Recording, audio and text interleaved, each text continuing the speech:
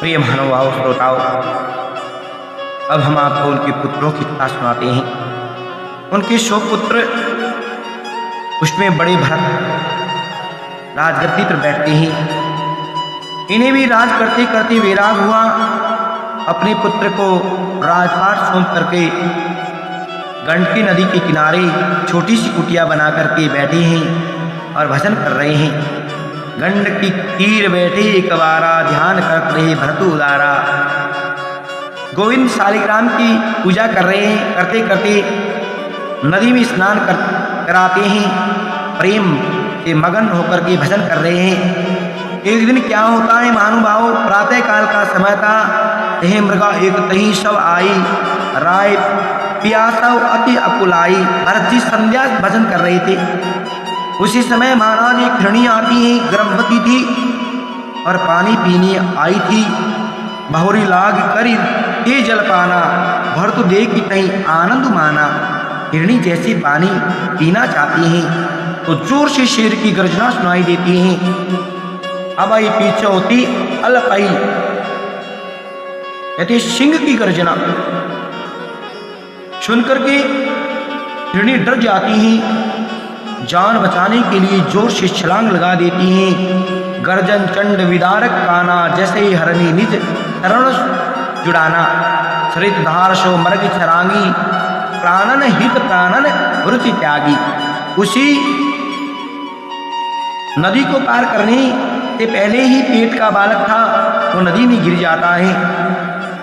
गर्भ का जो शावक था, गर्भ रहा पूर्ण, उदर 300 सब नर नहा। हिरणी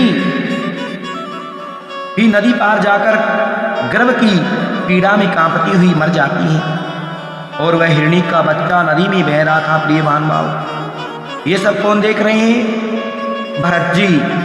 उन्होंने देखा माँ तो मर गई, छोटा सा बच्चा पानी में बह रहा है, उसकी रक्षा करनी चाहिए। और कहीं दौड़े दौड़े जाते ही पानी के अंदर चले गए। उस हिरण के बच्चे को उठाकर गोद में ले आए।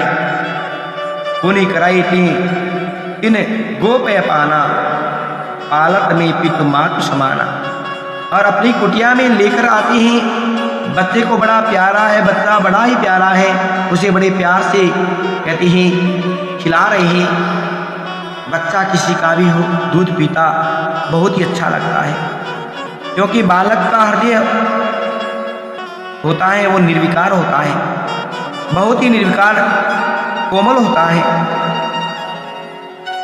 उस पे कोई विकार नहीं होता, राग द्वेष नहीं होता, राग द्वेष से रहित होता है, निर्विकार सबको प्यारा लगता है महानुभाव। इसलिए राग द्वेष सबको निकालने चाहिए तो सबको प्यारे लगोगे। परमात्मा कौल पुरुष परमेश्वर ब्रह्म को भी प्यारे लगोगे। उस हिरण के बच्चे से भरत जी को मोह हो जाता है। जागत सैन भुज असनान, रेन लागतो नहीं उन ध्यान। तातेगा जपनी मदन गनेरा, इन मोहार्य उन्हें ही डेरा। कभी कभी कहते हैं उसकी कमर खुजलाते हैं, कभी पास कभी दूर भाग जाते हैं। भरत जी पूजा पाठ ध्यान में मन नहीं लगाते। भरत जी को चिंता यही रहती है इसे कहीं शेर वगैरह न खा जाए और वह कहीं चला ना जाए। हर समय हिरण के बच्चे की चिंता रहती है। एक दिन की बात क्या हुआ, भरत जी को मौत को ललकारा। हिरण का बच्चा कहीं दूर घास में खेल रहा था, मृत्यु आ जाती है और भरत जी मर रहे थे। तब चित धरि सौ शावक ध्यान, भरत परिहरि आपन प्राण। अहि कारण के मृग तनु पाई, उन जन्मे मही पर नर आई। प्रिय श्रोताओ, अंतमति स्वगति होती है। भरत जी क्या सोच रहे हैं मरते समय? मौत सिर पर है, अरे भाई अब क्या करूं, मैं मर जाऊंगा तो इस बालक का क्या होगा? इसकी रक्षा पालन पोषण कौन करेगा? हिरण के बच्चे को देख रहे थे। यही कारण थे मृग तनु पाई, और मुंह में ही प्राण छोड़ दिए। लेकिन करना चाहिए था परमात्मा को याद। और इसलिए संत बार बार इस बात पर जोर देते हैं, इसी मोह जाल में फंसकर मत मरना, नहीं तो यही आना पड़ेगा। अब हिरण के बच्चे को याद करते करते भरत जी मरे तो हिरणी पुनि जन्मे मही पर नर नाई राई। और महाराज हिरणी बन गए। परंतु भक्तों, दूसरे जन्म में हिरणी योनि में भी ज्ञान रहा। किंतु भजन मुनि ते पीतनु विगत सुरही रहिताई ताते विश्रय मोह सब हरि भजई मन माही। दूसरे जन्म में हिरणी योनि में भी ज्ञान रहा कि मैंने हिरण के बच्चे से मोह किया, मेरी ये दशा हो गई, अब किसी से मोह नहीं करूंगा। अकेली संत महात्माओं के आश्रम के पास रहते, घास के सूखे पत्ते ही खाते, प्रेम से रहती हैं। प्रिय महात्माओं, एक दिन की बात, भरत जी गंडकी नदी के पास आए और उस नदी के पानी के अंदर प्राण छोड़ने आए। नदी के अंदर डूब करके प्राण छोड़ देते हैं। तीसरा जन्म एक ब्राह्मण के यहाँ भरत जी का होता है। पुण्य भूमि जन्मी पाए द्विज देही, और कहते हैं घर उनके ब्राह्मणों की जन्म होता है। उस जन्म में उनका नाम जड़ भरत पड़ गया। जड़ भरत किसी कहते हैं? शब्दन नाम भरती अस सोदा, और कहते हैं जिसका कोई संकल्प ना हो, जैसे कोई वस्तु या माया या कोई भी वस्तु हो उठाकर रख दो, उसका कोई संकल्प नहीं है क्योंकि वह जड़ है। ऐसे ही जड़ भरत जी थे। पिता ते ही बहु भांति पढ़ावा किंतु भरतु ही तनु को न लावा। पिता ने पढ़ाने का बहुत प्रयत्न किया। ऐसे ही जड़ भरत जी थे। और भरत जी पढ़ते नहीं हैं, बोले बहुत पढ़ लिया, अब तो खड़े हो जाते हैं और अपना कोई संकल्प नहीं है। कोई उनसे कहे खड़े हो जाओ तो खड़े हो जाते हैं। एक दिन पिता का स्वर्गवास हो गया। माता पिता कितना दिन साथ देते हैं, कोई साथ नहीं देता, सबको जाना होता है और माता पिता चले जाते हैं। ये भाई सबसे छोटा था। भाई कहे अरे खा खा करके मोटा हो गया, काम काज कुछ करता नहीं है, जिसे खेत की मेड़ पर बैठा देते हैं, चिड़ियों की रखवाली करेगा, खेत की सीमा पर बैठा रहेगा। और भरत जी क्या कर रहे हैं? प्रभु का गुणगान करते हैं और कहते हैं राम जी की चिड़िया, राम जी का खेत, खाओ चिड़ियों भर भर पेट।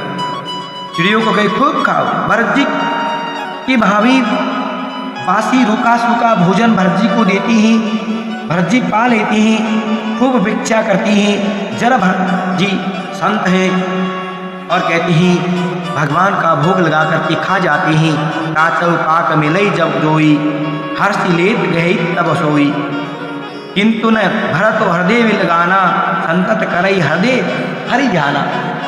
और कहते हैं जितना बर्तन बड़ा है उसी में साग, उसी में भाग, छाछ, खट्टा, कहते हैं मट्ठा सभी को मिला करके छानी करते हैं।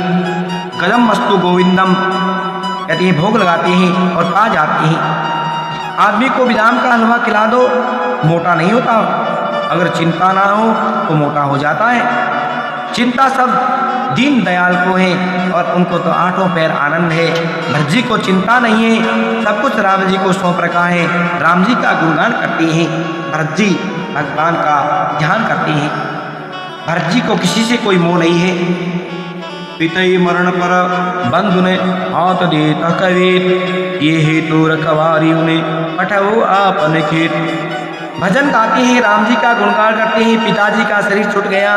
प्रिय श्रोताओं, भाइयों ने खेत की रखवाली कर दिया, क्योंकि संतान तो कहते ही स्वार्थ प्राण है। सुर नर मुनि सबकी ये रीति, स्वार्थ लार करई सब प्रीति। जब वहाँ भी खेत की रखवाली नहीं की तो वहाँ से धक्का दे करके निकाल दिया कि अरे जड़। तब भरत जी का नाम पड़ गया जड़ भरत। सुखदेव जी कहते हैं संसार वालों के लिए तो जड़ है, संसार वालों ने उन्हें जड़ कहा, परंतु सत्यता भी यही है कि वैष्णव धर्म की जड़ है। ऐसे जो हमारे संत ना होंगे तो धर्म नहीं रहेगा। परमात्मा की आराधना करते करते भरत जी महाराज परम संत है, जड़ कह करके निकाला तो चले जाते हैं। चले गए भैया। अक्षर एक दस्यु सरदारा, भद्रकाली सनपनु असधारा, होई तन्य मातूनि मारे, नर बलि देव यज्ञ करि तारे। कहते हैं एक चोरों का सरदार था। उसने भगवती के सामने मन्नत मांगी, अगर बेटा हो जाए तो नरबलि चढ़ाओ।